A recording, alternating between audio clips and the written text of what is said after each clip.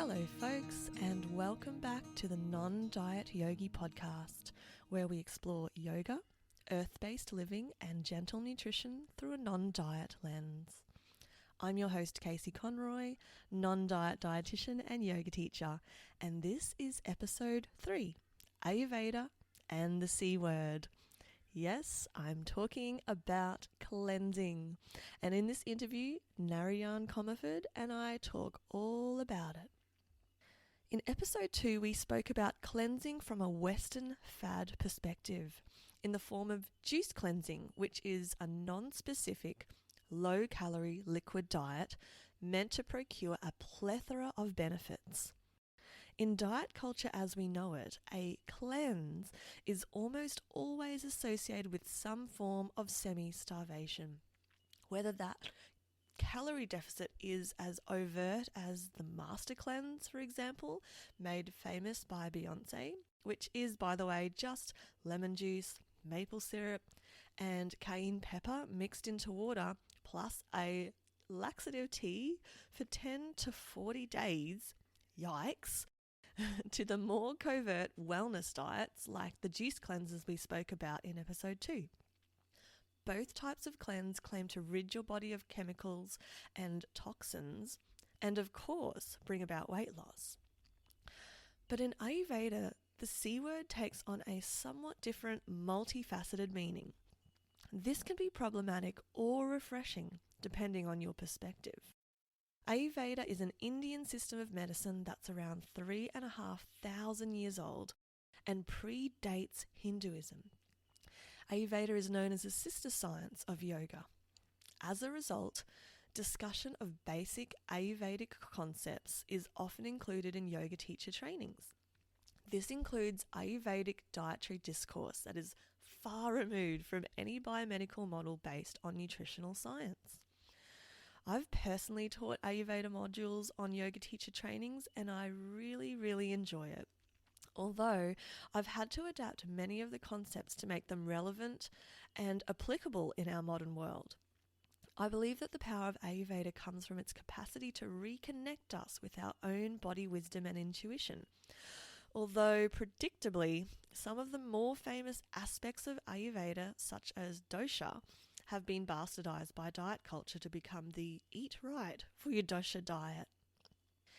In this episode, I interview Narayana Commerford, or Nara as many people call him. A man of many skills, I met Nara around 2012 when we were both active on the acro yoga scene on the Gold Coast of Australia. In the episode, I say that it was around 2014 that we met, but afterwards I realised it was probably earlier. Nara is an Ayurvedic lifestyle consultant among many other things. He's been a bricklayer and has studied biomedical science at university. He's also recently founded a Medicinal Mushrooms and Botanical Adaptogen company. As well as being an intellectual and a business-savvy guy, Nara is an all-round physical culturalist, yoga teacher, boxer, acro yogi, etc. The thing that always strikes me about Nara is his calm countenance, even in the face of adversity. He's sturdy in his opinions without being overbearing in any way. In fact, I can't help but feel at ease around him. So about that C word. Straight off the bat, I'm going to insert here a trigger warning for the word cleanse throughout this episode. In this episode, Nara mentions this word quite frequently in his discourse on Ayurvedic forms of treatment. Now, obviously, cleansing is a very loaded term. With our modern day backdrop of diet culture, a climate of misinformation surrounding the physiological process of detoxification, which I spoke about in the last episode, the widespread unspoken implication that we are intrinsically dirty if we don't do cleanses, that is especially impactful for menstruating women. I'll talk about that in a future episode. And spiritually influenced disordered eating rampant in the yoga world. With all this considered, I feel that cleansing is a word to be used with extreme caution and the utmost discernment. So, if you find the word cleansing somewhat abrasive and triggering, I have 2 suggestions for you. The first is skip this episode. The C word is used a lot, and if you have an active eating disorder or any degree of weirdness around the concept of cleansing that might lead you to engage in unhealthy behaviours if you hear too much discourse around it, I would like you to take care of yourself. My second suggestion is this. Instead of the word cleansing or purification, my Ayurveda teacher, Matthew Remski, sometimes uses the word regulation instead. In Ayurveda, the sentiment and logic behind cleansing are pretty different to that of, say, a juice fast. There's a lot more nuance. So, for instance, home Panchakarma, cleansing protocols, as they're called, aren't exactly designed for weight loss and ridding the body of toxins in the same way that modern diet culture promotes in, say, your typical 5-day juice cleanse. In Ayurveda, cleansing, in inverted commas, can be designed for the individual to burn away congestion and phlegm. It can be designed to cool inflammation and reduce heat. Or it can be designed to tonify and actually reverse wasting and malnutrition. And whatever you think of these 3 very different aims, these could all be labelled as cleansing under the Ayurvedic umbrella.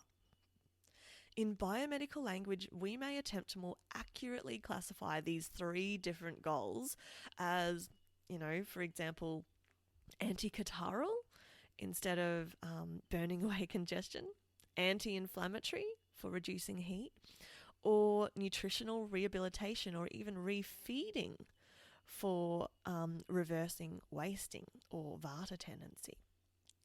And none of those really remind me of cleansing as I first think of it. If all this seems confusing, I get it. I'll discuss what I mean in more detail at the end of the interview. But for now, see if you can think of the idea of regulation or even individualized treatment when you hear the word cleansing. This is going to challenge my fellow non-diet listeners as it challenged me. There are also a few things Nara discusses that I didn't entirely agree on. For example, the concept of what health looks like. Nara talks about health being something quite visible. If a person has shiny hair, clear skin, and seems outwardly joyful, that they're vital and healthy. I don't feel personally that we can really tell how healthy someone is by looking at them. I mean, even if they have all these attributes, I still don't think that necessarily means they're 100% healthy. So just letting you know that in advance. And further to that, just in knowing sections of this audience that listen to this podcast, I don't want these comments to further fuel orthorexic tendencies, which is really the only reason I'm mentioning it. But overall, I think this is a minor detail in what is a pretty incredible and very informative conversation that I think you'll get a lot out of. I encourage you to keep an open mind, just see what unfolds for you as you listen. There were many aspects of Ayurveda that Nara brought up in this conversation that we didn't discuss in more detail and that I'd like to explore more and could be of interest to some of you. So at the end of this episode, I've done a post-interview solo riff exploring the touchy issue of cleansing with regard to Ayurvedic diet. So be sure to listen to the very end if you're curious about that. That's enough from me. Here's my interview with Nara. Hey Nara, welcome to the podcast. Thanks so much for being here. My pleasure, Casey. Thanks for inviting me on. No worries. So Nara has come all the way up from Byron Bay or roundabouts, and he's come up at a time when it's about 40 degrees outside. So thank you, especially. We're melting here. It's really, really hot. We've got our cups of iced water. We've had like 5 cold showers each. And yeah, I think we're doing pretty well so far. So just last night, we were just trying to figure out how we met. And I think, Nara, it was through acro yoga on the Gold Coast. Yeah, that sounds right. Yeah, I was sort of mucking around with acreg around 2012, I think, and maybe even a bit earlier, 2011. Yeah, something like that. I remember I opened my little grassroots yoga studio in Miami around 2000. I think it was 2014. So around there. And you came along to classes, or you contacted me, or we met at a jam or something, and yeah, we just kind of hit it off. So, and then I've had kids, and Nara's done heaps of stuff. You're a man of many skills. So, and I don't know if it's many skills or can't stick to one thing. I do like experimenting with lots of different things. I have a lot of interests, so yeah. And among them, so the ones I guess that are most relevant to what we're talking about today and what I'm interested in is you've been a yoga teacher, or you are a yoga teacher, and you've studied Ayurveda in an official way. Yeah. And what was is that an Ayurvedic lifestyle consultant? Is that what you got out of that? Yeah. So you can do a 1-year course in Australia, and it basically just gives you some Ayurvedic knowledge to live. I find it really useful just for sort of having some guidelines for living my own life, actually. The Ayurvedic course in India is really thorough. It's essentially like medicine. I think it's like 5 or 6 years full time. Yeah. So you can imagine 1 year part time might imbue you with, a lot less knowledge than that. But it was cool to understand some of the principles and. Yeah, wow. Yeah, and biomedical science I've done as well. So that's right. That's a really interesting combination. So you've kind of got the East and the West. Well, yeah, I think they're really complementary because a lot of the stuff that not everything in Ayurveda or other traditional systems has been explored by our modern science. But when it is, it's often validated. And I think that's cool. Like, we've just recently gone through a big phase where turmeric as an anti-inflammatory was super popular, and that's documented for thousands of years already. And it kind of feels like we've rediscovered it. But traditions like Ayurveda have pretty deep understanding of plants for medicine and diet and stuff like that as well. So absolutely, it's good. I really enjoy it when it's like, oh, that explains something from a modern perspective, because a lot of the forces that are being described, in Ayurveda or Chinese medicine can seem ambiguous to a Western mind. Yeah, it's a really different way of, like, as you say, I agree, there's a lot of match-up, but there's also a really different, it's a different paradigm, obviously, where, in Ayurveda or in biomedicine, for instance, you've got, I don't even know how many different diagnoses for diseases there's thousands probably. Whereas from the limited knowledge I have of Ayurveda, there's about 140 main diagnoses, and of those 80 are derangements of air and space, or Vata. So that kind of gives me this sense that Ayurveda is a lot more less rigid. Well, I think one thing that they've done, and the cool thing about modern science is, like, we zoom right into these, like, really, really specific details. We're talking like cellular mechanisms of action and how a neurotransmitter might bind to a certain receptor. Sort of, that's kind of the lens we look at a lot of things through. And when you look at Ayurveda, you're looking at, I guess it's, I don't know what depth, it's said that, like, there's some of these ancient Vedas and stuff of sort of downloads from, sages in deep meditation, intuitive downloads. And I don't know what detail they receive this knowledge in, but it's presented in a really simple way with, there's a lot of patterns. For example, like, Vata imbalance covers everything from dry skin to certain types of schizophrenia, like I was mentioning yesterday. So those things are related by the fact that it's derangement of air and ether. So I mean, in some ways it can be easier to comprehend imbalances in the body, and in other ways it can seem sometimes less specific.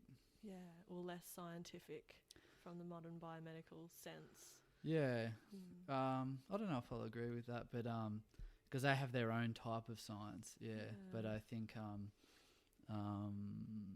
I mean, science doesn't comprehend what ether and those sort of things are. So you're right about, you know, that example you gave with Vata, and Vata could apply to a physiological state, or it can also explain a mental state or even an environmental condition. And that's kind of, well, I think that comes from Sanskrit being this language where one word can mean a number of different things, and whereas in English we've got very specific words with pretty specific meanings. So I guess that's another point of difference. But I guess what I wanted to explore a bit more today was the yoga world and how Ayurveda can, I guess, support our yoga practice. Because from my understanding, yoga came to the West without Ayurveda, which is the sister science of yoga, but they didn't come together. So can you touch a little bit on, and you already have, you've explained why you're into Ayurveda, but what's your feeling? Do you think there's any kind of ramifications of that having happened? Well, that could be an interesting question. The ramifications of, the lack of Ayurveda accompanying yoga. I'm not sure. I mean, surely there is. I think there's a lot of cultural understanding that we don't have in our yoga practices, and we have in the West like a really, really good understanding of physiology. And so asanas, which is the physical aspect of yoga, translate really well to us, and we're like, yes, let's do that. We understand it, we get it, it makes sense. We can possibly even improve things like alignment and some practices, and create like really specific protocols around things like doing headstands in a way that doesn't injure your neck and stuff. But then there's things that we don't have much cultural understanding around, like Pranayama Pratyahara, which internalization of the senses. What does that mean from a Western perspective, right? It's pretty vague. So I think having more a deeper understanding by having more cultural context is helpful, especially if you're really dedicated to your practice, because you're working with forces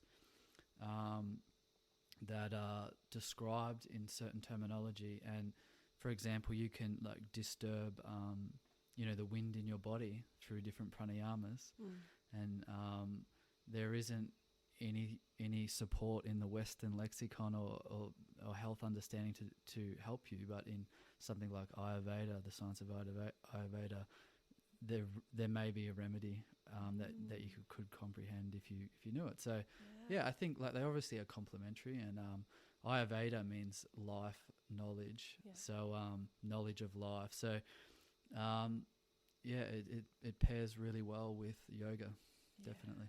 Yeah. As you were saying that, it made me think about some of the techniques, not even just confined to yoga, but just spiritual kind of development things that people do. So for example, going to do a Vipassana 10-day silent meditation retreat, a lot of people, at least from my understanding, and myself included when I did it, go into that with no preparation pretty much. And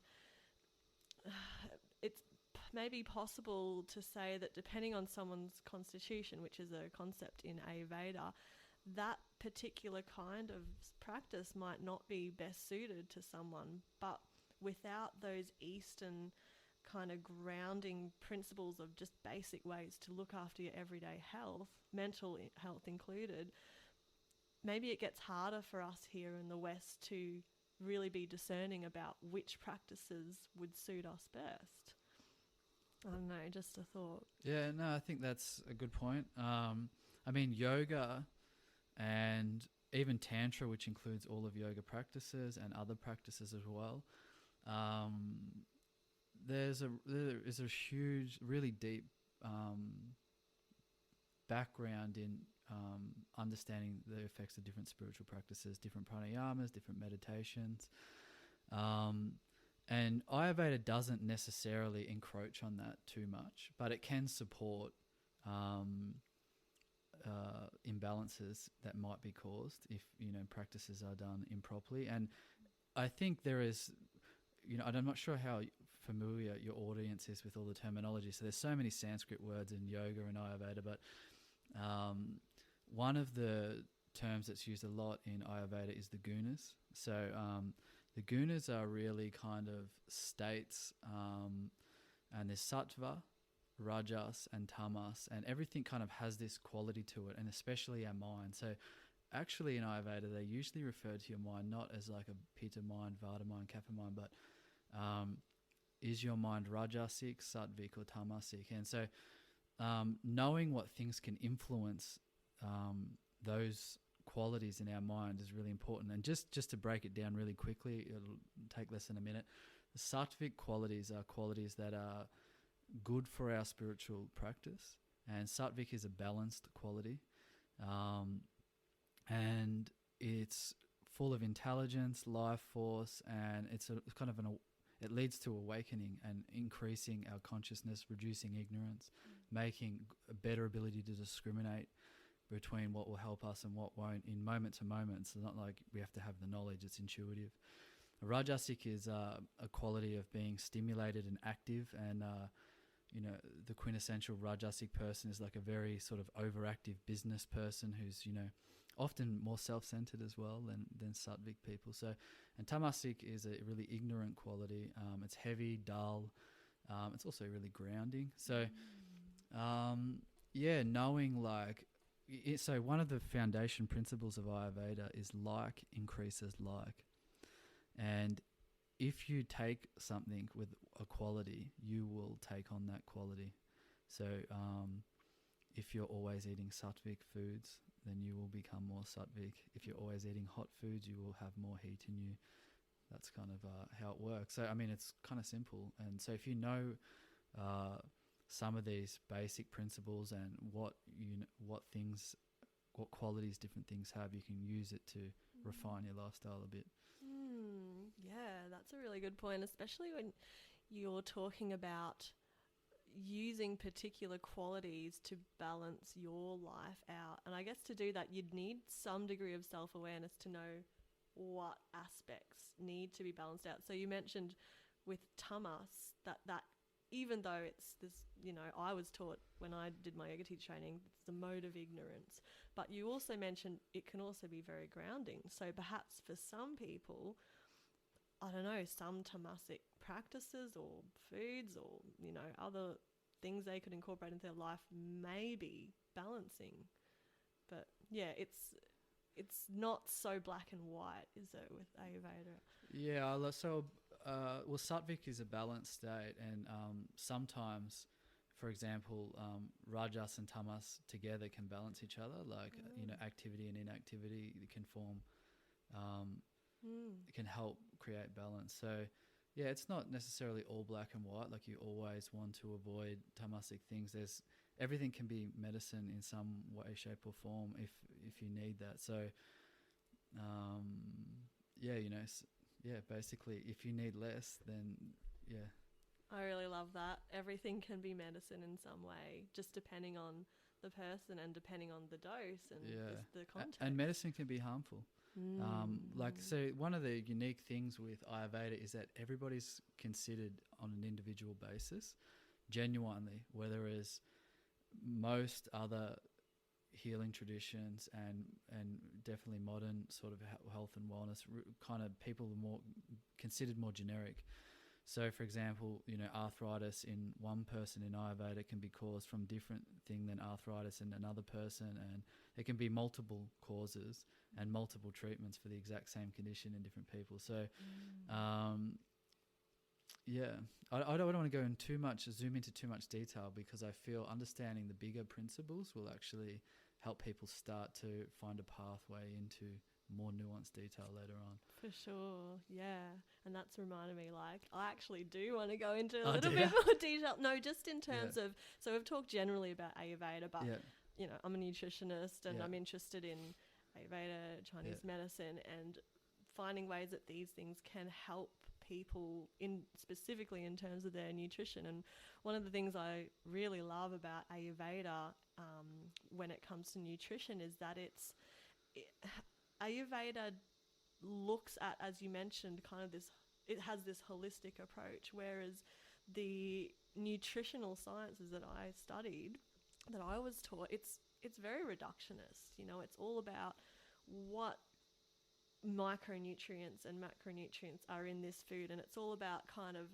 looking at properties of food in isolation, whereas in Ayurveda it seems to be more not about the food, but about the way the food interacts with each individual, which I think is something that's really missing in like the way Westerners look at nutrition.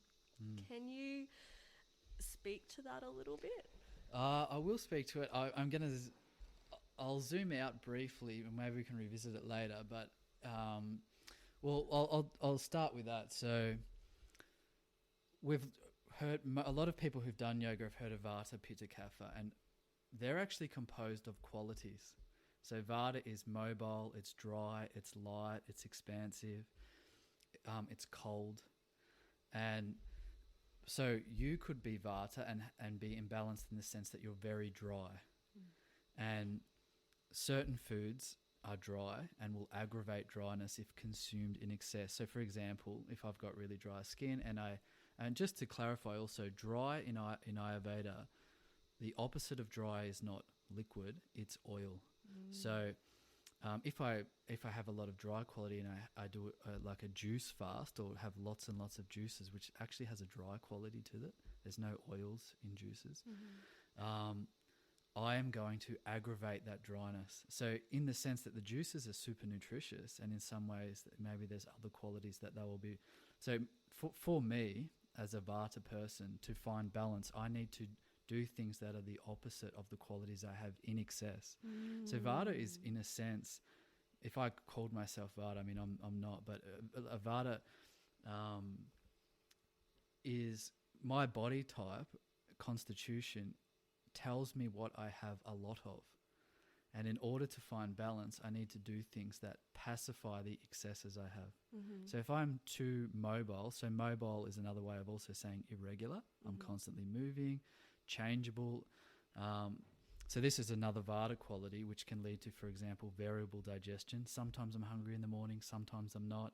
It's really difficult for me to stick to things. I'm late one day, early the next. So if I've got a quality like that, in order to pacify it, I need to build regularity and routine into my life. And that might mean I have my meals at the same time of day. I have meals that help my digestion become more stable, and not being irregular. So if I start always being irregular, I skip meals. I have really different types of meals. One day breakfast is a cup of milk. The next day it's a huge heavy meal. So that's kind of one of the principles of Ayurveda. So it's like increases like, and once you understand what qualities you have, you can really try and work towards finding more balance by doing things that pacify those. Yeah, that makes so much sense. And it also, as you were talking about, specifically finding approaches that will balance out whatever imbalance dosha that you've got going on, which is the Vata, Pitta, Kapha. That seems so counter to the way that I see, at least, a lot of people in the West approach Ayurveda, which is rather than figuring out what is imbalanced in them, kind of just, and not just the way they approach Ayurveda, but the way that they approach nutrition in general, rather than look inwards, maybe that introspective curiosity and questioning and figuring out what's happening here inside me first. It's more, in our culture, I guess, there's more external frame of reference. Like people will hear something, some dietary trend or something, or hear something from a friend, and it might have worked really well for their friends, so they'll be like, oh, well, I'll try that, and kind of expect the same result. Yeah. But according to Ayurveda, that's not what we should be expecting, maybe. Yeah, I think, well, definitely you're not going to get the same result for the same people in terms of, different practices. So, for example, even exercising in Ayurveda, certain constitutions benefit from different exercises. Kaphas can handle very intense, strong exercise. They're invigorated by that. A Kapha person, which might be prone to feeling sluggishness, hard for them to get their circulation and everything cranking, might benefit from a coffee in the morning. Whereas a Vata person who might be, Vata people tend to spend a lot of energy. Kapha people conserve a lot of energy. A coffee could be the last thing that they possibly want. So, there's definitely uniqueness in every type of everything you do, exercise, the way you breathe, social interactions, even your external environment. So if I've got, not much water in my constitution, and being near a lake might be very nice and relaxing, or if I've got a lot of heat, for another person, for a Kapha person, for example, to be in a very damp environment, could be very aggravating. So there are other ways to build robustness. We don't have to be in the exact perfect environment, eating the exact same foods and stuff that are right for us. But if we're ticking a few of the boxes, we can then be resilient to an area that we have less control over. So, not all of us can move to the perfect climate for us, but we can do other things to help mitigate that potential imbalance. Yeah, and that's where Ayurveda really shines, I suppose. I mean, our environment's constantly changing anyway, right? So seasonal changes, fluctuations throughout the day, even fluctuations with women through your menstrual cycle, just life in general. Ayurveda's, it seems to me, a really wonderful set of tools to help you find balance as things are constantly in flux. So I think that's cool. So if you can become sensitive to, there are protocols for lots of different things in Ayurveda too, like different seasonal cleanses, different cleanses of specific, for specific conditions and stuff. So Panchakarmas, these type of cleansing rituals or treatments that they certain people, it's appropriate for certain people. They're a little bit harsh for a lot of people, but so there are ways to deal with everything. But if you understand the fundamentals, like what qualities feel like in your body, then you can know when certain things are out of balance and act accordingly. Yeah. So what I'm hearing is there are practices in Ayurveda such as Panchakarma, which I'll get you to talk a little bit more about in a sec if that's okay. But there are practices that can be really beneficial as long as the person using them is really aware of what's actually going on in their body in the first place and if it's the right thing to do. Yeah, so for smaller lifestyle changes, understanding when you're in balance and what it feels like is super, super helpful. For something like Panchakarma, I think that would be beyond the scope of most people's ability to even know what they need. So that's like something you should see an Ayurvedic consultant for or a doctor for. Yeah. And they will definitely know better than you whether you should be doing it. That's a cleanse. I think we jump into cleanses really easily in the West, and the shorter cleanses are fine, especially if you're reasonably healthy and stuff. But Panchakarma, which can last a month, can be very depleting and aggravating if it's incorrectly done and stuff. So that's why you see an Ayurvedic consultant who knows what they're talking about. And often Panchakarmas are done to treat the symptom of disease as well. So it's not a lifestyle adjustment; it's a medical treatment. So it should be administered by someone who knows what they're talking about. So these cleanses that you're talking about in Ayurveda, it sounds like there's something that are quite serious. They're a potent and pointed treatment protocol that's useful and only really helpful in a very specific disease state or situation. And that way of looking at cleanses is so different to what I see happening, for example, in the yoga world in the West, where doing a cleanse is just something people seem to mention as often as they, you know, talk to their friends on the phone or something. It's like, oh yeah, I'm doing a cleanse this week. It's like it just seems there's a much more lax, less pointed approach, and definitely it doesn't, these cleanses, so for example a juice cleanse or whatever kind of cleanses that people are doing, are not prepared for in the way that they are in Ayurveda. They're not supervised medically the way that they are in Ayurveda, and they're usually self-administered or something like that. And at least in my line of work, because I work with people with disordered eating disorders, I see so many women usually doing these cleanses to the point where it's pretty extreme. Like maybe they don't really know what they're doing to start with, because they don't have that supervision from a Ayurvedic practitioner or any practitioner really. But then they are doing it for reasons other than addressing a specific health problem. And the reason I guess I'm talking about is usually there is some desire, whether conscious or not, for weight control or weight loss. That's what I see, not just in my clients, but kind of in the yoga world in general. There's like 80% of people who attend yoga classes are women. That was the last stat I heard. And I don't know, to me sometimes that worries me, because if 80% of people going to yoga are women, and there's a couple of other studies showing that something like anywhere from 50 to 75% of women practice some form of disordered eating. So that makes it the norm rather than the exception. And if, you know, most of people come to yoga are women, a lot of them are going to have eating disorders, or disordered eating rather. Eating disorders are right on the end of the spectrum, but disordered eating is really common. And sometimes I really wonder about whether more education to what, you know, you're talking about, the Ayurvedic angle on cleanses, if that could actually help people go, hey, wait up, what am I doing when I just drink water for 5 days or just have vegetable juice, especially if there's no consideration into what is my constitution.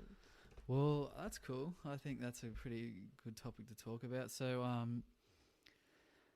I think one of the good things to know when trying to do a cleanse or something is like, what does healthy look like?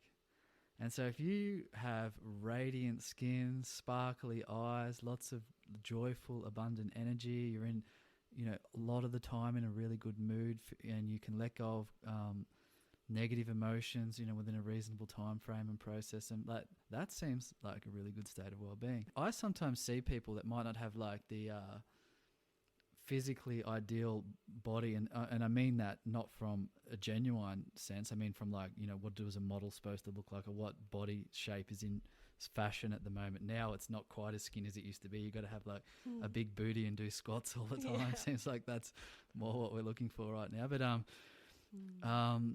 so you don't necessarily have to fit that mold, but it's very obvious that, oh, this person's radiant. They have magnetism. They have strong ojas. So ojas is the fruit of well-being in Ayurveda, and it's basically, you know, this neurochemical soup being at optimal levels, and it's also the bridge to like feeling spiritually connected and magnetic in some way. So that is what the fruit of good spiritual practices and a good lifestyle looks like. And is your cleanse giving you that?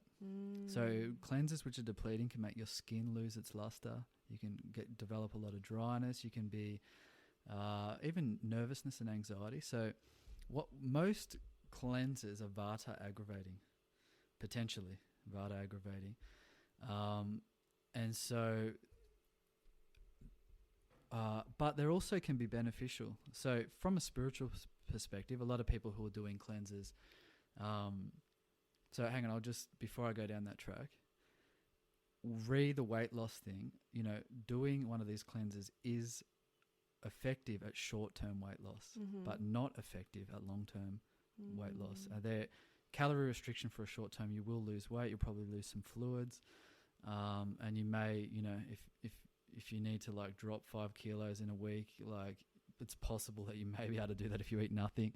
Will that mean that your body shape is going to be, your health and well-being in terms of your radiance, your ojas, your vitality improved over the long term? Not necessarily. It could be actually greatly damaged and take, several months to repair. And I'll touch on agni. So 2 things I want to touch on. One is fasting and cleansing for spiritual practices, and agni. So agni is, agni is our digestion and metabolism. And in Ayurveda, agni means fire. And so it's the ability to transform food into something that will nourish us and strengthen our tissues and ultimately increase ojas. And agni is like a candle burning in our stomach, and also there's little other agnis in our other tissues, in our liver and organs and stuff as well, which transforms metabolic products that we've digested or further along the metabolic pathway into something good for us. And when agni is disturbed, so the primary agni in our stomach, when we don't digest food properly, we produce something else, which is the antithesis of agni, called ama. And ama means undigested food stuff, literally, or it means immature. So basically, according to Ayurveda, ama is the cause of all disease. And when our agni doesn't digest what we eat properly, then the food is an inner state that can nourish us. It can actually poison us. And it's not processed properly. And if we can't eliminate it, that ama, which is kind of like a sticky, mucousy substance, finds its way into our tissues, blocks our channels, can block our energetic channels, and cause disease. Can cause prana not to flow properly to an area to become weak. So we really want to nurture digestion in Ayurveda, and that's what really one of the core principles of Ayurveda is keeping your agni stable. And if you think about a fire, literally a physical fire, you have to feed it wood on a regular basis. If you throw a whole bunch of leaves on, which are really light, it'll flare up for a bit but then die down really quickly. If you throw heaps of heavy logs on, it'll just smother it and won't be able to burn through them. So your digestion is like that. And foods are the opposite qualities of agni, so really cooling and heavy. If I eat a whole tub of yogurt first thing in the morning when my agni's weak, I could really dampen my agni and inhibit my ability to digest my next meal properly. If I fast too much, my agni can become aggravated and flare up, and then it will die down again, like when you throw something really light on a fire. So basically, unstable agni and too hot agni all lead to low agni. Yes. So you want to stabilize agni, and cleansing can disrupt agni big time. So and from a Western perspective also, metabolism is disrupted from some of these cleanses and stuff as well. So you do want to be careful when you're doing cleanses for that reason.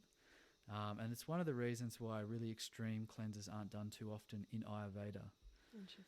In yoga, fasting and cleansing has also spiritual benefits. And I think essentially is when the energy in the body isn't being used to digest and break down food, it's free and liberated to do other stuff. And the digestive system uses a lot of energy. I mean, a lot of the energy in our body that we get from digestion is used to digest more food. We have the enteric nervous system, and the vascularization of the enteric system is huge. I think don't quote me exactly on this, but there is as many neurons in our digestive tract as in our spine or something like that. It's like a second brain, and I think that's where maybe gut instinct even might come from. But it's really got stacks of neurons in it. So it's using a lot of neural energy to sort of work and compose, all the different activities that need to happen to break down food, move it along. Maybe there's secondary stages of digestion. And when it's not doing that, there's a lot of energy liberated. So it can be there are some spiritual benefits. And most spiritual traditions actually have some form of occasional fasting in there. And and it's utilized a lot when it's done with other practices that support the fasting. So, what might, for example, imbalance Vata, constant stimulation or working, and don't do those things when you're cleansing. It's like a sacred time to like rest, let your body repair, maybe engage in meditation and contemplation if you have enough energy. And you probably will have a lot of energy for those things, because your mind, you can get a lot of clarity in your mind when your digestion isn't taking half of your prana. And often, meditation and stuff, it's like, do it on an empty stomach, do yoga on an empty stomach, then eat. So it's kind of like an exaggerated effect like that. Now, the problem I see is that there's a magic bullet syndrome with fasting. Often people become fanatical about things, and if you know from yoga, it's very easy to become extreme on it. Or if you know from life, for me, it's easy to become extreme and very difficult to be balanced. And magic bullet syndrome is really just lack of discipline, I think, and sometimes fanaticism and being dogmatic about certain things. Saying fasting can cure everything, and I think it can lead to some problems that aggravate people for sure. And some of the aggravations can take a long time to repair. If you're always engaging in improper fasting, you can weaken your nervous system. You can make yourself more prone to Vata disorders, anxiety, feeling too light and ungrounded and spaced out, unable to stick to things, not having the energy to commit and focus on things. So there's potential negative side effects there. And the good news I want to say is that you can get the fasting effect without going to such extreme things as like, a 40-day juice fast. Not saying, there may be a time that's appropriate for some people, rarely, but occasionally there may be, but more than likely not. But so you can get a fasting effect by reducing the workload that your digestive system has to do for a period of time in a way that's much more supportive of your agni and regular digestion, and possibly more supportive of you going about completing the normal daily activities you have to do. So, an example of that might be just eating lighter food for 5 days. And there are foods that are especially supportive of agni, and they have the qualities of being light, slightly oily, warm, unctuous, which is the oiliness. But so a food like that might be like a soup. So if I, for a week, replace my regular dinner with soups, or in Ayurveda they often use khichdi, so a mono diet of khichdi. Also, another thing with this is simplicity. Very complicated meals with lots of different types of foods, and that more than likely going to require more effort from digestion, whereas very simple foods require less. So just simplifying your diet for a period of time, but still having your meals at regular times, still having your biggest meal of the day at lunchtime, lighter meals in the morning, at night, you can still gain lots of benefit from the fasting effect. And usually you'll have slightly less calories for this period as well than you normally would intake, and gain some benefit without doing too much, putting yourself too far out of whack. Yeah, so I'm hearing a lot more nuance than what I hear, when a 5-day juice cleanse is sold en masse to whoever wants to get the clear skin and the shiny hair. Because you were talking earlier about health and what health looks like when someone's Ojas is really strong. But for some reason in the West, the idea of vitality and looking really healthy it seems to me, being tied up with a lot of diet culture. So, for example, I see a lot of, do this 5-day juice cleanse and you will be vital at the end of it, or start intermittent fasting and you'll be healthier as well as lose weight. And there's just so much, so many different threads that are kind of all jumbled together that I think it's almost irresistible for people. And rather than take the time to go, hang on, where am I? What are my stress levels right now? What is my constitution? Do I have any specific, needs or disease states? Rather than actually ask those questions, they get sucked in by It's tempting. It's tempting though, isn't it? Like, what if it did solve all my lifestyle problems? Like, you know what I mean? Yeah. So I kind of, I sympathise. Marketing these days is amazing. And I mean, some people have great results genuinely from some of these things. Other people probably have more mediocre results, or a result that they think is great, like weight loss, but actually they've lost vitality and luster and I've seen that so much. I can pick people who do that. I'm like, any money that person's done a juice fast, multiple times this last few years. Like I can see there's some different features of Vata aggravation that's typical from doing that kind of thing. So and often that Vata is very sensitive, so you can actually make your digestion more sensitive and get allergies and have digestive issues with certain things from having too much Vata and Vata sort of qualities to your agni. So I've seen so much of that, and that's why I'm very critical of cleanses, and it sounds like Ayurveda's way of approaching cleanses is much more nuanced, and it requires a practitioner who really knows what they're doing. Whereas the Western, all the stuff that we deal with in diet culture, that's just a free for all. Just try it and see what happens. And as you say, it's often it can be at the expense of someone's health, but they might think, well, it's my fault, so I'll just try again. I'll just do it harder, or I'll do something different. But it might not actually be health generating in the way that they've been sold. Yeah, definitely. So I just want to clarify one thing. So you can do cleanses in Ayurveda without the assistance of a practitioner. And that would be referring to what I was saying before about getting the fasting effect. So, for example, Vata people generally shouldn't do too much cleansing at all. But, for example, a Kapha person might want to eat khichdi or soups for 2 or 3 days.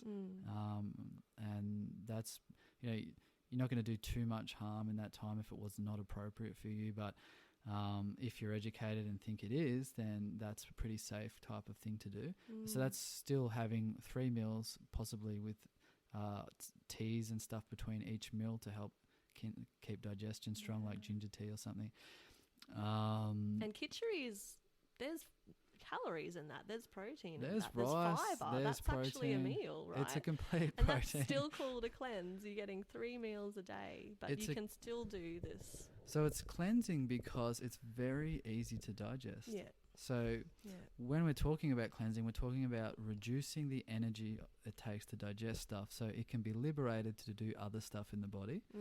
And that energy will likely do some cleansing or purification, or can be used for like increased mental capacity. So by making the diet simpler, also the qualities of khichdi with a bit of ghee and stuff in it match the profile of what I was saying, support agni. So it's warm, there's some liquid to it, it's oily, not too heavy, not too light, and very simple. There's hardly any ingredients in it. So I mean, if you're eating that can still be cleansing, basically. And I've done it for a few days and was surprised that I feel fresher and brighter. So, I mean, one of the times to do a cleanse is when you're feeling really dull. When you wake up feeling dull and heavy and groggy, and maybe you got a bit of brain fog and stuff like that, then doing this for like 1, 2, 3 days might be not too bad. That's for a Kapha person. For a Pitta person, you might do it a little bit even gentler cleanse. So a Pitta person's cleanse, maybe you include some greens in the khichdi and a few other vegetables. For a Vata person, you may probably not need to do a cleanse. You might think you need to, but you may actually need some more nourishing things, which is another side note. Not all cleanses, but a lot of cleanses, especially like the longer things like the Panchakarmas, they're followed by the Rasayana protocol, which is like to re-nourish you after you've done the cleanse. And also in the longer cleanses, there's pre-cleansing. So you want to lubricate your channels in your body for elimination. They have a lot of ghee. Leading up to a cleanse, they eliminate things from the diet before the cleanse even starts. So that, this ama that might be in our body that might be starting, like, if we start doing a fast, it's like, hey, it's time for the ama to move. We've got energy to do it. Let's do it. And it could move into a place in the body that's worse than where it was already. Or it might not be fully eliminated and you start eating again and it locks back up and freezes and it's stuck in a new spot. So, yeah, there is some kind of like there's a bit of science behind longer cleanses and stuff. But the shorter cleanses, I think, for a lot of people, they're not... they can be done on their own within reasonableness. So I mean, if you're starting to think of anything as being a magic bullet and you need to cleanse every second week, then probably your life between the cleanses isn't amazing, and you'd be better off at making adjustments in that area. Yeah, and I mean, that's what I see in so many women, really, because so many women do have 3 out of 4 in some studies do have this really disordered, warped way of seeing food. They will be doing a cleanse every 2 weeks, and it's not the gentle 3 meals a day kitchery kind of approach. It's the juice cleansing, it's the skipping meals. And the other thing that you were talking about, you mentioned Ayurvedic cleanses don't have to be administered by a practitioner if you know your constitution or what's happening in your body first. Knowing that, I've noticed in a lot of Westerners, just figuring that out is hard because, with this going on this tangent of disordered eating, women who, might not need to lose weight are convinced that they are a kapha constitution and they need to go really hard with cleansing. How do people discern what's actually appropriate to them if they're not accompanied by supervision? Well, almost all of the time, the cleanse that a practitioner will give you will be more conservative than the one you're about to administer yourself. I can pretty much guarantee that. But, see a practitioner if in doubt. I mean, you'll start to know if you form a relationship with somebody, like with you, if you're doing yoga and you've got a teacher and you trust them and you start to understand what they're imparting to you, what knowledge they're giving you. Form a similar relationship with an Ayurvedic practitioner if you want to get interested in, Ayurvedic lifestyle cleanses and stuff like that, and learn from, what they recommend. And, if it works for you, it works for you. I mean, I know some people haven't, who I know didn't like Ayurvedic cleanses and having khichdi all the time, and, that's fine as well. But, I think working with a practitioner is your best bet. Yeah, that makes so much sense. The thing is, there's a magic bullet syndrome. This is sort of the temptation, and this is why the marketing works for extreme cleanses. And I mean, extreme cleanses are effective in weight loss short term. Like, you see the pictures of a huge drop in weight and stuff like that. So it is tempting, and maybe sometimes it actually is a good reset, and you didn't, it was appropriate. But why I say it's a magic bullet is because it's giving the illusion it will fix the lifestyle problems that led you to ill health in the first place, when it probably won't. It's not like you need to adjust your lifestyle to fix lifestyle problems, and a diet or a cleanse is just a very, very small part of your overall lifestyle, and it's not going to solve all your lifestyle issues. And that, I guess, ties back in with what we were talking about right at the beginning with Ayurveda being this holistic approach. It's not just about fixing what you're eating and then that's done and dusted. It's like having a really bird's eye view of everything. What's going on physically, mentally, spiritually, emotionally, and going from there, which I don't see many people actually do in our culture. To start wrapping up, I'd love to just hear a little bit more about your recent experience with chronic fatigue, actually, and maybe just a little bit about how Ayurveda looks at or conceptualizes chronic fatigue and what you did to get yourself out of that. 3 questions in one. Okay, I don't actually feel qualified to answer Ayurvedic perspective on chronic fatigue, but I will share my experience. Recently, about 2 years ago now, I ended up with chronic fatigue, and largely from ignoring exactly the things that I'm teaching about now. That's why they seem very potent to me. I used to be a yoga teacher and really into Ayurveda, and I got a job that was a great job opportunity for me, and it required an extreme amount of work. And I saw it as a way of, having a really great opportunity to provide for myself financially. And it was really tempting to, not just tempting, it was enough to get me to consider my health as being secondary to going really well in that job and building my career. So, yeah, basically it looked like that I had a lot of stress on a day-to-day basis, and I felt exhausted like most days, and working really long weeks, 50, sometimes 60. I think a couple of times I may have even worked 70-hour weeks. So feeling really, really exhausted, and I did that for about 4 years. And I kind of knew I was burning the candle at both ends, and I had enough education to know I'm probably doing some damage here, but didn't quite appreciate how much. And I was willing to kind of make that sacrifice. I'm like, look, okay, a few years I have to my health has to be secondary, and then things will change hopefully, and I'll have more opportunities because I've done something amazing. So. But yeah, it got to a point where I was really, really exhausted, and I decided to take a holiday, and literally on the holiday I crashed, and I just was laying on the couch for 5 weeks pretty much, and absolutely exhausted and thoroughly, I really felt the life force zapped out of me, and I've actually only explored it mainly from a Western perspective. So I got my blood work done and had really low cortisol. So high cortisol is something that you get from prolonged stress, but my body just kind of stopped making it. Cortisol also gives you energy. So I would wake up in the morning with really low cortisol, and it should have been a lot higher, and I felt exhausted because of that. I didn't have anything to pep me out of, any pep in my step, Yeah, so that was, then I kind of realized, and lots of words my Ayurvedic teacher would say to me were coming to my head. One of the ones that he used to say a lot was, how long did it take to get sick? That's how long it will probably take to get better. And I was like, damn, it took 4 years.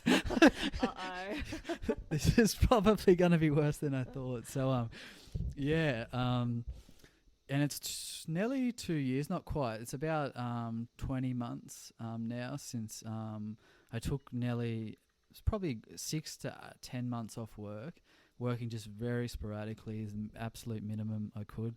One of the advantages of working my butt off was that I had some money in my savings. But unfortunately I had to use it all to recover from earning it. It's kind of counterproductive.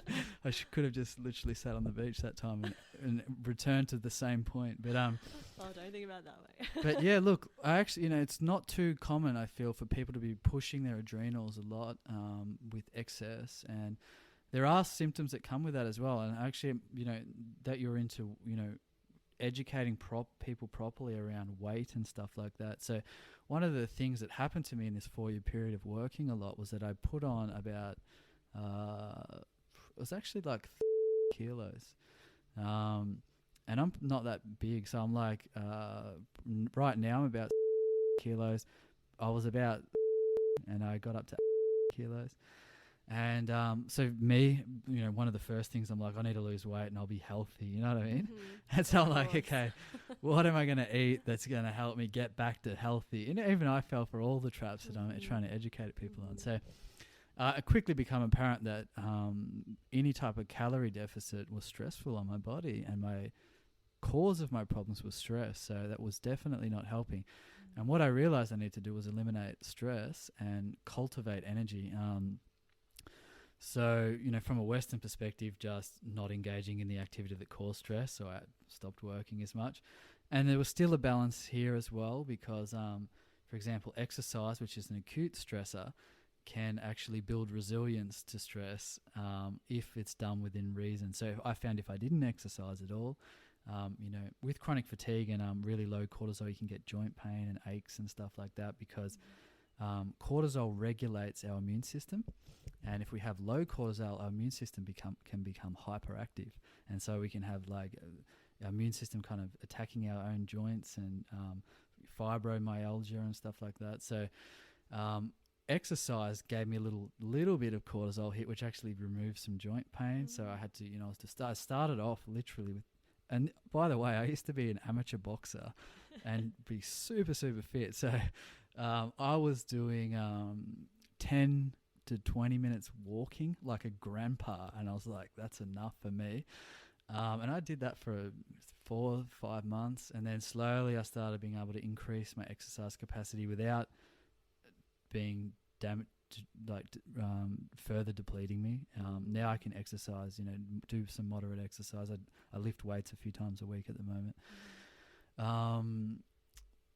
So that was a part of it. Nourishing tonic herbs. I kind of got a little bit into some Chinese medicine stuff and started taking some medicinal mushrooms, which are good at modulating our immune system. So if it's in excess, it can dampen the immune response. If it's inadequate, it can increase the immune response. And taking also Ayurvedic restorative herbs. Ashwagandha is a massive one. Ashwagandha has stacks of research on it from a Western perspective as well. It's really good at lowering cortisol if you have excessive cortisol, but very nourishing.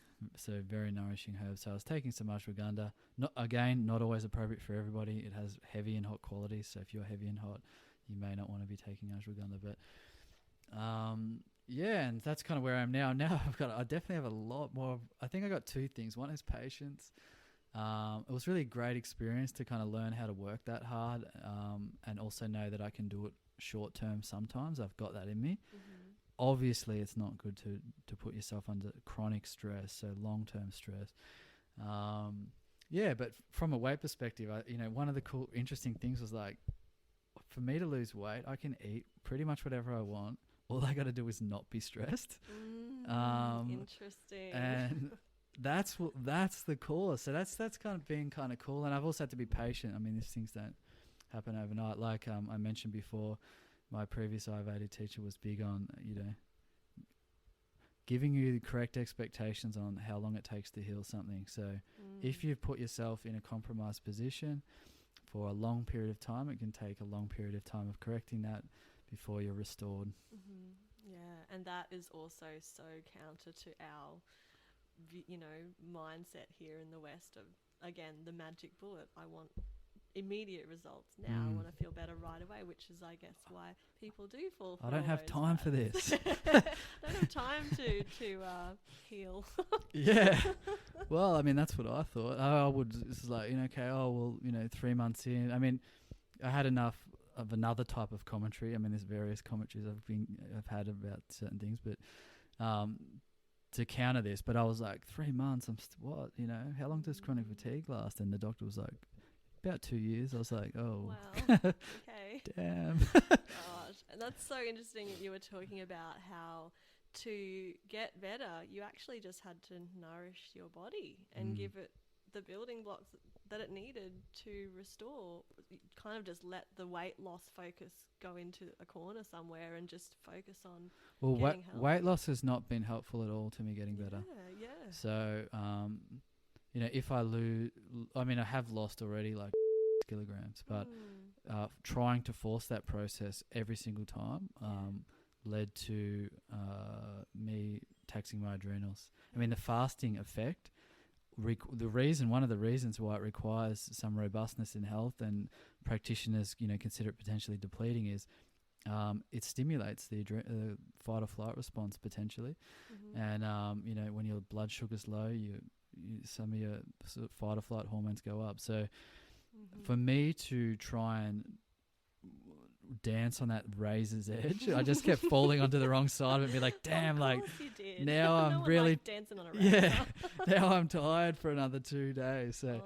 Look, it's really not been about weight the thing is weight wasn't the cause of the problem. That's right. The cause of the problem was stress. So weight just happened to be my body's like actual correct response. So when the body is under stress, it's like, hey, we might be in danger. Let's store some resources in case like things get really bad. Yeah.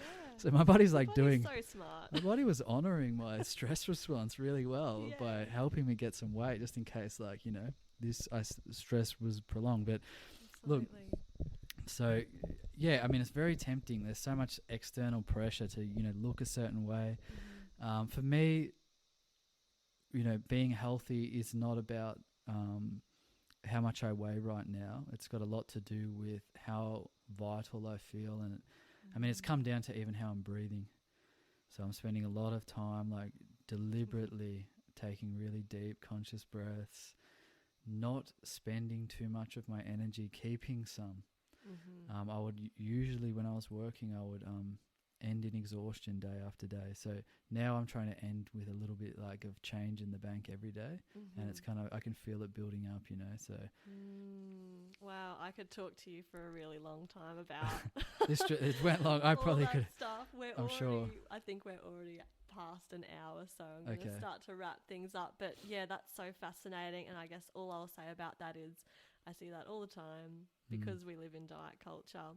People, you know, if they do gain weight, they see that as the problem rather than a symptom of, you know, possibly a symptom, not even necessarily, but possibly a symptom of, well, maybe my body needs to be looked after in a different way or in a better way.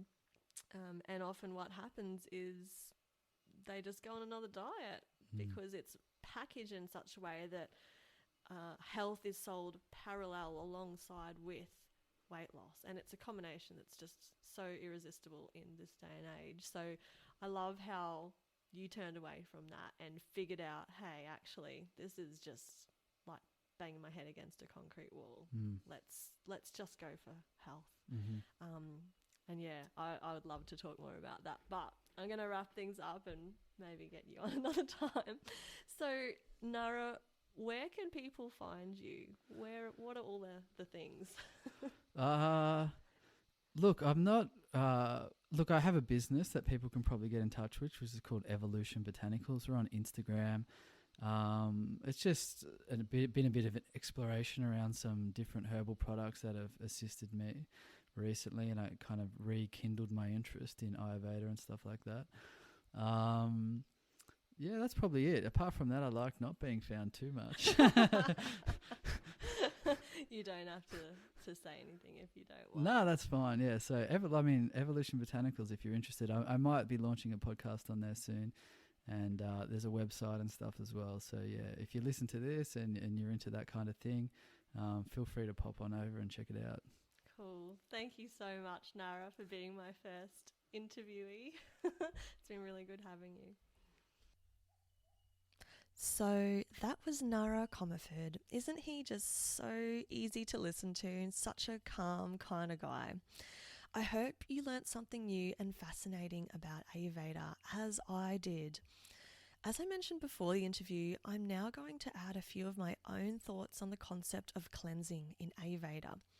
These are not necessarily thoughts shared by Nara, but given the audience of this podcast, I thought I might provide a bit more context and add my thoughts as an eating disorder clinician. So first, cleansing. In our last episode, we took a deep dive into juice cleansing, which could be interpreted as that modern day take on more ancient cleansing practices.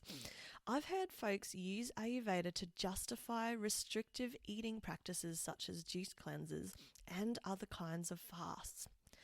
But ancient yogis did cleanses is used as some sort of green light for all kinds of crazy shit yoga people do nowadays. More often, it's probably a subconscious thought that we use to quiet our gut instincts to, say, eat normally and adequately. A thought that we tuck away into our Lululemon pant pockets whilst calmly submitting an online order for our next 5-day juice cleanse, and while silently hoping that this cleanse will help us lose a few kilos as well as give us shinier hair and less pimples. We do all of this without any real understanding of the context for what these ancient yogis actually did when they were cleansing, how they did it, or why. So to understand this context, we have to strip back to basics and start with the very foundations of language. Ayurveda and biomedicine speak very different languages. One is poetic and polysemic, which means that one word can have many meanings, whilst the other is reductionist and exacting, and it needs to be. Ayurveda is based on Sanskrit, which is a polysemic lexicon. So, for example, the word kapha, which is one of the doshas, can describe the strength of cell walls, some kind of congestion. It can describe emotional steadiness, or kapha can also be an aspect of the weather. Yet each of these things would be given very specific terms, both in biomedicine and just in modern English language in general. Ayurveda speaks in terms of word associations. Biomedicine speaks in terms of equations and flowcharts. And that's cool. It's not that one is wrong. And I would actually argue that we currently need both of these. From this understanding of language, you might start to see how many Ayurvedic concepts have become translations of translations. In temporary Ayurveda, the word cleansing has become a catch-all term for correcting any kind of imbalance through a temporary change in diet and lifestyle habits. So, correcting an imbalance based on a dysregulation of one of the three doshas, so for example, congestion, if kapha is out of balance, inflammation, if pitta is out of balance, or wasting, malnutrition, if vata is out of balance, just as examples. And this imbalance may not only describe physiological imbalances, but emotional and mental ones as well. And again, that's the polysemic lexicon at play. Ayurvedic cleansing is essentially a process designed to bring a person back into balance, which is why I mentioned at the start of the episode that a better term might be regulation. A less loaded term would be regulation. So instead of the word cleansing or purification, my teacher uses the word regulation sometimes.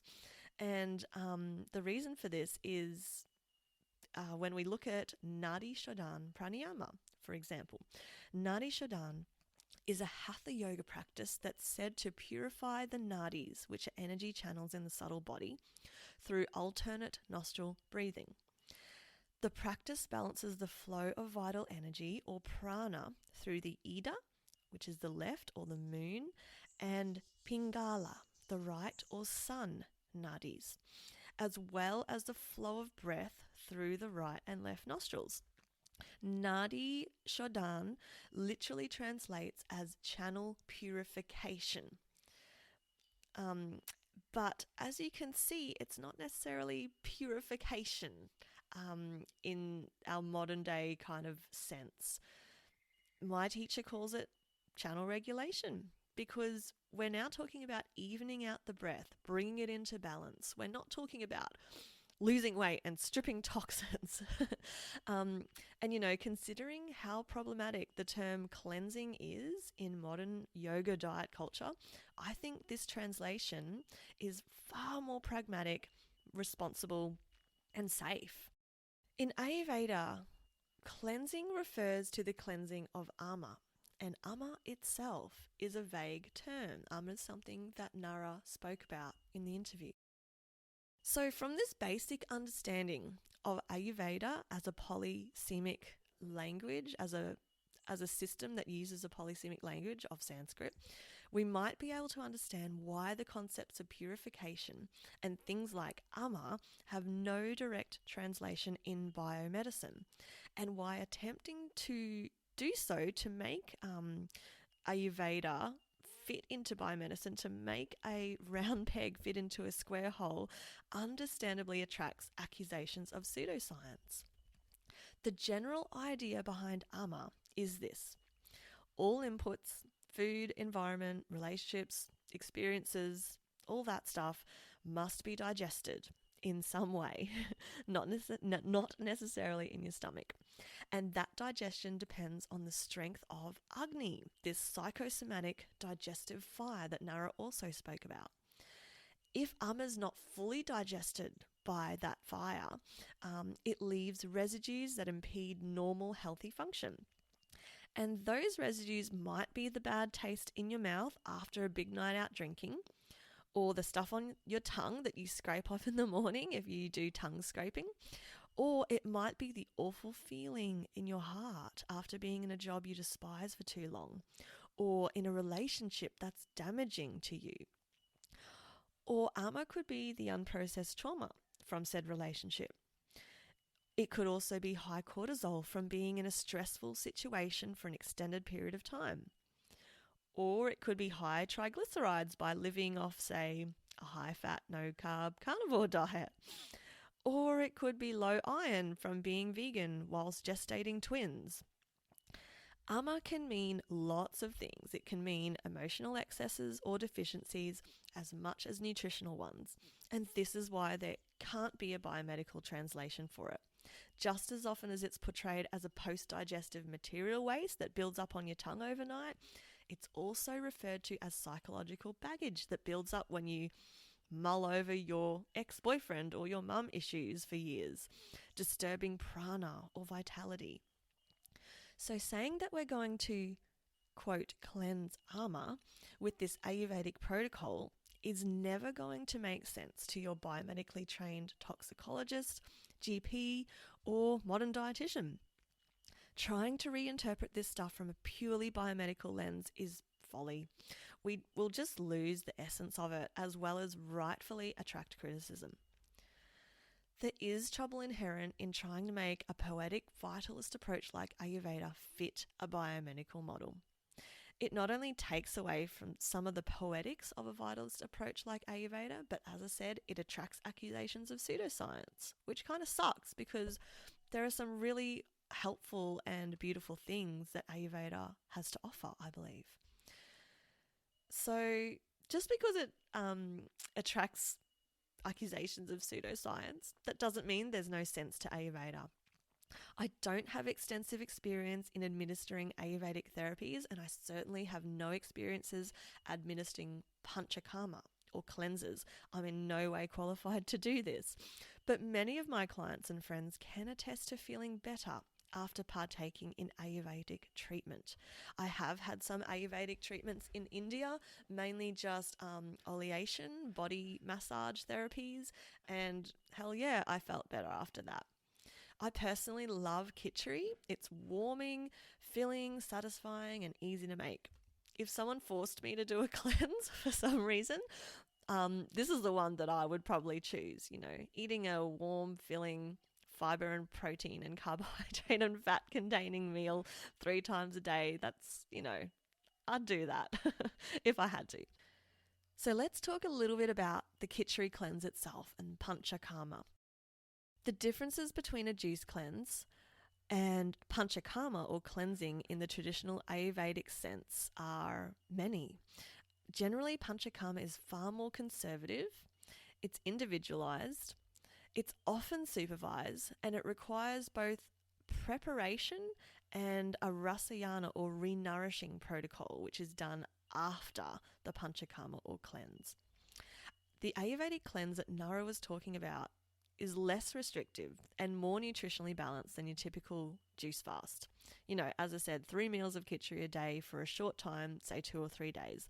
You've got your protein, your carbs, your fiber, your fat, your calories, hopefully coming in.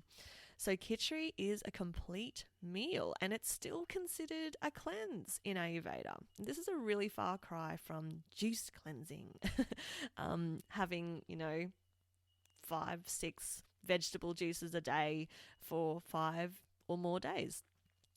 But it's still not necessarily out of the red zone for people with any kind of disordered eating tendencies. No way. Unlike juice cleansing, I can see how it's possible to still get enough calories through khichdi. It's not starvation or, straight out starvation like a juice fast is. I can't say much for meal variety though, and variety is part of healthy, balanced eating. The longer, more extreme versions of Panchakarma are only recommended for very resilient people or those with a kapha constitution in Ayurveda. So I'm just trying to think of instances in which, cleansing or Panchakarma might be practical and useful in modern day life. So maybe if you're feeling low in energy, for example, after a big day and night of partying perhaps, it could be just easy and nourishing and warming and soothing to have khichdi. Or maybe in convalescence when someone's recovering from a cold or, something like that, and they want that really complete, nourishing, warm, slightly oily meal. Or maybe even when they're grieving or caring for someone or after some form of trauma and they don't have brain bandwidth to make different meals 3 times a day every day, and they just want to have kitchery for a couple of days. It's pretty easy and cheap to make. It freezes well. It's a really easy and straightforward way of providing protein, fiber, and energy to your tissues. It'll keep your liver and bowel going because it's got that protein and fiber. So it's maybe regulation in this sense, really not cleansing, but a way of staying afloat. I ate it as a povo vegetarian uni student when money was tight, and dal and rice were a cheap meal and a complete protein. When kitchery is used as the core meal in a cleanse, it is still traditionally tailored to the individual's health needs, done with preparation and maybe at least partly supervised by an Ayurvedic health professional. So this is obviously a far cry from ordering a 5-day juice cleanse online, in which there's no preparation, no consideration for individual needs, no supervision, no protein, no fiber, very few calories coming in, just straight into starvation, pretty much. As I said, I've never tried an extended period, 2 to 3 days of eating kitchery, because I would just find that too boring. But I can see the possible benefits, as well as contraindications. Something like a kitchery cleanse could still be nutritionally deficient if it's not prepared properly. So for instance, if you're making your kitchery really watery, if it doesn't have enough oil, if it doesn't have enough calories. Also, the less variety you eat, the more risk there is for holes in nutrition. Although a few days of eating kitchery, most people might get away with, as long as you're not doing it every week. The bigger concern for me is that it could, kitchery cleanses could potentially still trigger or perpetuate disordered eating in those who are susceptible. It's still intrinsically restrictive on account of telling you what to eat. I still don't recommend this kind of cleanse, nor any of the more extreme modern day cleanses popularized in yoga and wellness culture for any folks with a weird relationship with food. And remember, this is a lot of people, especially women nowadays, up to 75%. Okay, so just quickly talking about other purification techniques and cleanses besides kitchery cleanses. Not all Panchakarma practices are as mild as 3 days of eating kitchery. There are some pretty hardcore cleanses in Ayurveda. So for example, Vamama, which is therapeutic emesis, or basically throwing up. It's only done in a clinically supervised setting, and it's clearly contraindicated if someone has a history of an eating disorder or disordered eating, especially bulimia, or wherever some form of purging was involved. Even if that purging was not vomiting per se, but was, even purging through exercise or laxatives. You'll hear about Vamama if you hang around Ayurveda circles long enough, which is why I'm mentioning it. So obviously I urge a shitload of caution and consideration if you're even thinking of doing this. In fact, I would personally stay the hell away from it, especially if you're anywhere near the disordered eating part on the spectrum. So there's so much more I want to say about other tricky areas in Ayurveda. And for Patreon subscribers, I've actually uploaded a bonus audio on 4 of these other tricky bits in Ayurveda. I've spoken about Ayurveda not being vegan or even vegetarian, contrary to popular opinion. About Ayurveda not being a sugar-free, fat-free, paleo or low-carb diet. I've spoken about it being used as the eat for your dosha diet and how we can get around that. And I've also spoken about the degree of privilege that practicing Ayurveda requires. So all of that is the Patreon bonus. If you want to access that, it's at the lowest level of $2 a month, which is around $2.90 Australian per month, you'll get that bonus audio as well as loads of other bonus PDFs, discounts, giveaways, stuff like that. So there's lots there. But just wrapping up this conversation, Ayurveda really highlights the need for balance and moderation. It emphasizes that we are all different and that our uniqueness must be respected when it comes to our health. It considers the suppression of natural urges to be unhealthy and claims that this can lead to illness. There is a difference between an Ayurvedic cleanse and the modern-day juice cleansing version. Although for outsiders, this difference can be hard to discern, and it can be too easy to just justify restrictive eating practices using "but the ancient yogis did it" argument. Like any medical system that's thousands of years old that includes dietary concepts and practices, Ayurveda can be interpreted in ways that are harmful and that further embed diet mentality. It could also be interpreted in ways that encourage intuitive, flexible eating and paying attention to the cues and messages coming from our bodies. This is something that I've written several articles about on my blog at funkyforest.com.au. The last thing I'll mention is this. If you are excited and interested in Ayurveda and specifically a more pragmatic, non-diet take on Ayurveda, in a few months' time, I'll be launching my course on non-diet Ayurveda, which is exactly what it sounds like. For yoga practitioners, yoga teachers, and any folks interested in a contemporary view on Ayurveda that doesn't perpetuate damaging beliefs and diet culture crap, I think this might be something you want to check out. To jump on the waiting list for a reduced price for the course when it does get released, click the link in the show notes to get on the list and receive a code for a significant discount should you choose to enroll in the course when I release it in a few months' time. This requires no commitment from you, but it will mean that you're the first to know. And as I mentioned, there is a big discount for folks who show early interest. Thank you everyone for being here. Take care of yourselves, and I'll see you next time.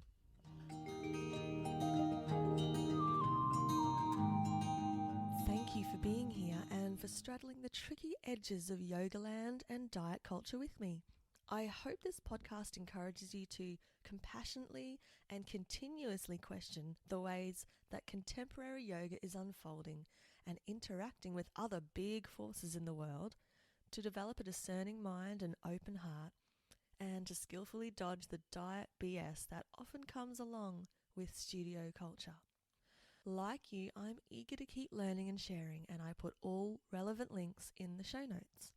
You can find my blog, online nutrition counselling services, and lots more at funkyforest.com.au.